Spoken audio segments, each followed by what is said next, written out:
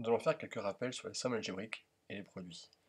Donc dans la colonne de gauche, nous avons ce que nous appelons des sommes algébriques.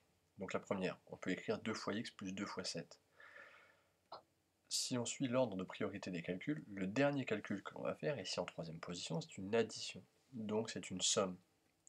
Même principe pour les autres dans la colonne. Dans la colonne produit, prenons le premier, on peut écrire donc 2 fois x plus 7. Si on suit l'ordre de priorité, on va donc faire l'addition en premier, la multiplication en deuxième. Donc l'opération qu'on fera en dernier, c'est une multiplication, donc l'expression est un produit. Dans ce chapitre, nous allons apprendre comment passer d'une somme algébrique à un produit. C'est ce que nous appelons factoriser.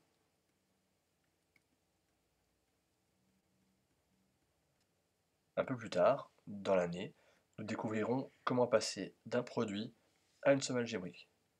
Ça, c'est ce que l'on appelle développer.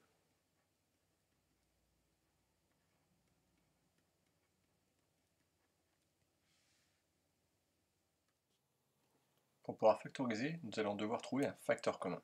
Donc ici, il est apparent, dans 2 fois x plus 2 fois 7, le facteur que l'on retrouve, c'est 2.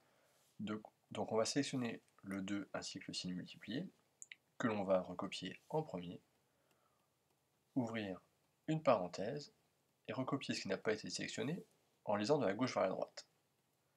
Dans cet exemple-ci, le facteur n'est pas apparent. On le fait apparaître 3 fois, parce qu'on décompose 18 en 3 fois 6. Une fois que le facteur commun est sélectionné, on le met devant, on ouvre une parenthèse, et on recopie à l'intérieur en lisant de la gauche vers la droite ce qui n'a pas été sélectionné. Dernier exemple, même principe, le facteur n'est pas apparent. 4 fois 3 égale 12. Donc là, cette fois-ci, le facteur commun 4 apparaît. On le sélectionne, on le met devant avec le signe multiplié, on ouvre une parenthèse et on recopie ce qui n'a pas été sélectionné. Donc entre deux parenthèses, il y a un signe multiplié. Ici, le facteur commun est apparent, c'est x moins 2.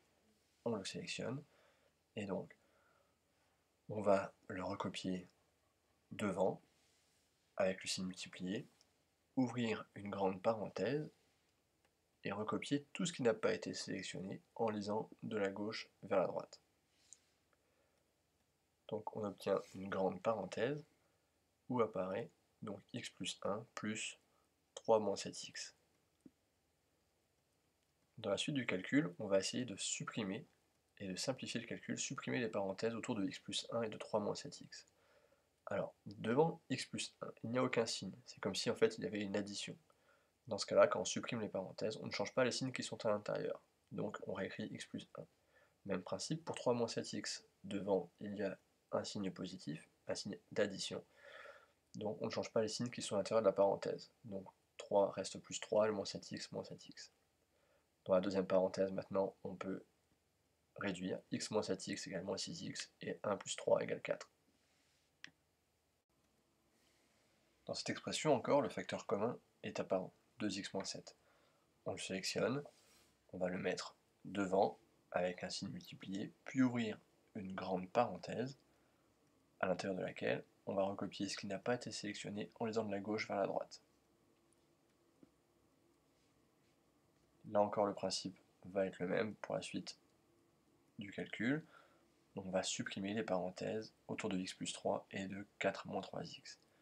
Donc devant x plus 3, il n'y a pas de signe, c'est comme s'il y avait une addition.